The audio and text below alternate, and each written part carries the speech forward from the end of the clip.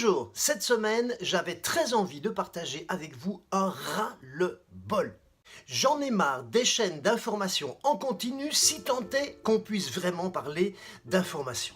C'est vrai que voici un peu plus d'un an encore, on les détestait, pour la raison fort simple que, comme leur nom l'indique, elles faisaient de l'info, mais toujours la même, encore et encore, en boucle jour et nuit. C'était franchement chiant, pour ne pas dire à vous rendre complètement frappadingue. En effet, tous les quarts d'heure, on vous resservait le même truc.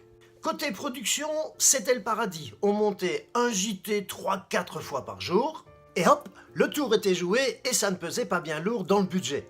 Pour crédibiliser un peu le tout, on produisait 3 magazines de 12 minutes par jour quand même. Ça suffisait à rendre les téléspectateurs gaga et le CSA bien heureux.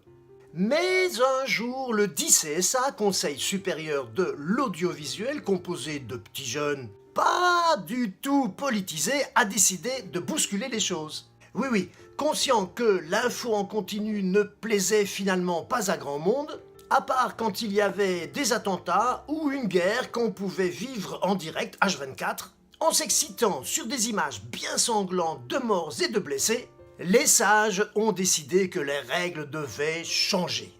J'étais pour des deux mains et des deux pieds, je dois bien le reconnaître. Même si la principale qualité d'LCI, BFM TV, France 24 et autres copycats de CNN n'était pas la qualité de l'info, mais bien le fait d'employer de nombreux journalistes.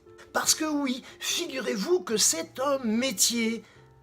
Enfin, ça c'était avant Internet. D'ailleurs, ceci s'appelle une carte de presse, il y a plusieurs associations professionnelles et normalement, on en a besoin pour revendiquer notre statut professionnel. Mais avec les nouvelles règles sur l'info en continu, les chaînes se sont vues obligées de produire quotidiennement plusieurs heures de magazines variés, allant de l'info pure à la culture en passant par la politique ou le tourisme. Et le pompon est décerné aux émissions politiques des chaînes d'info. Ah, quel exemple journalistique!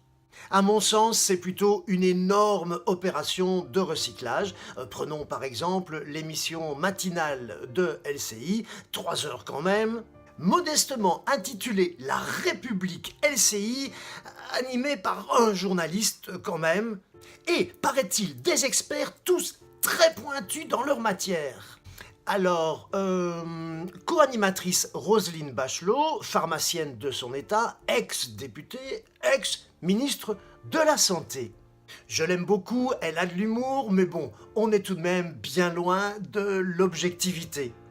Il y a Natacha Polony, que j'apprécie beaucoup moins personnellement, une consoeur, certes, mais capable de travailler chez Marianne très à gauche, et dans Le Figaro, fort à droite, tout ça sans que ça la dérange le moins du monde.